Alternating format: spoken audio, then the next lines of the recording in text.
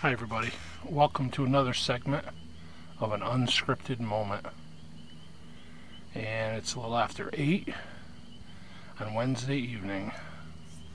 The sun has gone down over the Blue Ridge Mountain. And it's about 72 degrees according to the thermometer behind me. One of my neighbors down the road is mowing his lawn. I don't know if you can hear it a lot more. Well, had a couple pretty productive days. Got a lot done with the garden. Got a load of wood chips. Talk about that for a minute. Got a lot of painting done inside. Got a lot of mowing done. Finished all the trim mowing yesterday. Got sunburn. Came back inside to paint today. So, with the wood chips, right? I'm not totally sold on this Back to Eden concept, although I think there's merit there. I think there's something worth looking at, right?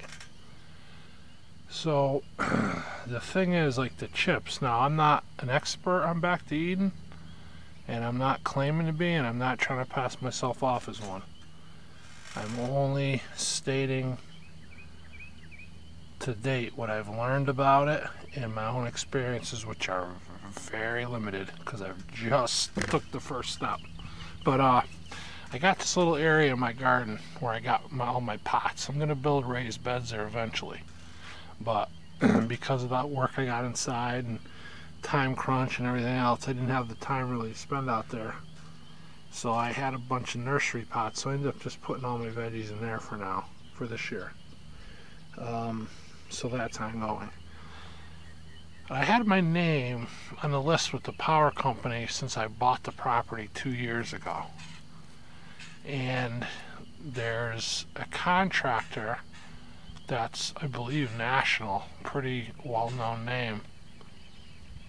And this isn't an indictment on them or anything, it's just, this is just my experience. But I had wanted to get some, so going back to the wood chips, right? So the wood chips, they have to be the tree service wood chips, because they have to have the green mixed in. It's that carbon nitrogen combination, right, that causes the composting process and all the, you know, whatnot. So like, so that's one, right? So, okay, so the power company gives them away, so they claim, for free. So they have an ad on Craigslist. I answer it 2 years ago. Every 6 months they send me an email. Are you still interested in wood chips? If you are, just click keep my account active or whatever it is. If not, then click unsubscribe or whatever it is, right? So, okay, so I've done that 4 times now, 3 times, and never any chips. So a few months back, I came at Christmas time. My neighbor across the street says, "Hey, the power company was cutting up branches and mulching them up, and they stopped and approached me and asked me if I wanted chips." And I said, "No, I don't, but I think my neighbor across the street does. And in fact, I believe he has his name on the list with the power company or whatever." So the guy comes over and he backs in the driveway. My neighbor is watching him. He sits here for about 10 minutes and he pulls off. So my neighbor, he's a great guy. He really, really is. Maybe a little skeptical of humankind. Not necessarily unfounded, I guess, but just, again, it's not an indictment, it's just an observation. But he says to me, they're looking for money. Now, he tends to have a negative outlook on most people. So I take it with a grain of salt and I say, well, it's a free chip drop thing. I don't know, whatever, maybe right. It doesn't matter. I missed them, they're gone. So the other day I'm driving down the road and there's the chipper truck with the chipper. And I stopped out and I approached the driver And I told him my scenario, and he says, absolutely, we got chips. We got as many chips as you want. He says, we're working in this area all week long, all next week. I explained to him where my house is. He comes up. I says, just drop them right in front. It's easy access, back right in off the road. Boom, I'll move them. So he comes in, he says, well, we can bring them wherever you want on the property. I says, really? He goes, yeah. I says, well, if you want, you could drive down and back and dump them right in my little garden area. He said, that's absolutely fine. So, again, being a little naive, I just figured he's just a nice guy. And I believe that that's still probably the case. But I think that my neighbor was right. I think that they are looking for money.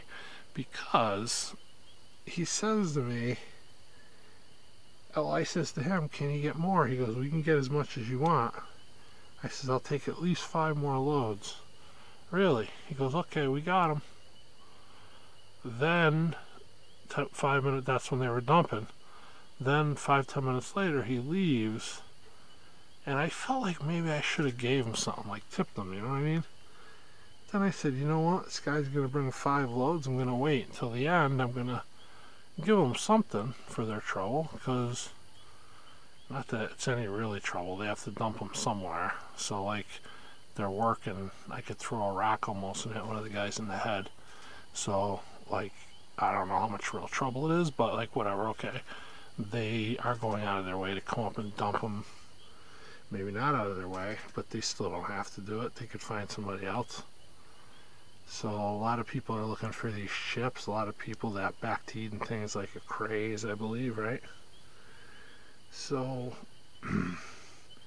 he says to me, yeah, he did tell me before that, before I didn't tip him, he told me he had unlimited amounts. I would take at least 5 loads. No problem, I'll put them right here. That was 2 days ago. I haven't seen him since.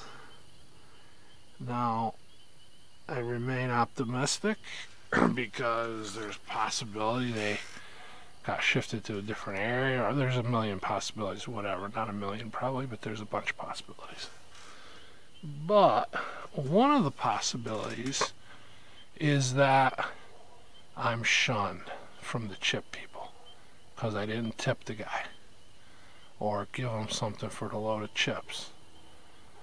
And so 2 schools of thought on that. So one of the schools of thought leads me to say, heck no, I'm not giving them nothing. They're free chips. They're just going to throw them out anyway. And and a power company offered them for free.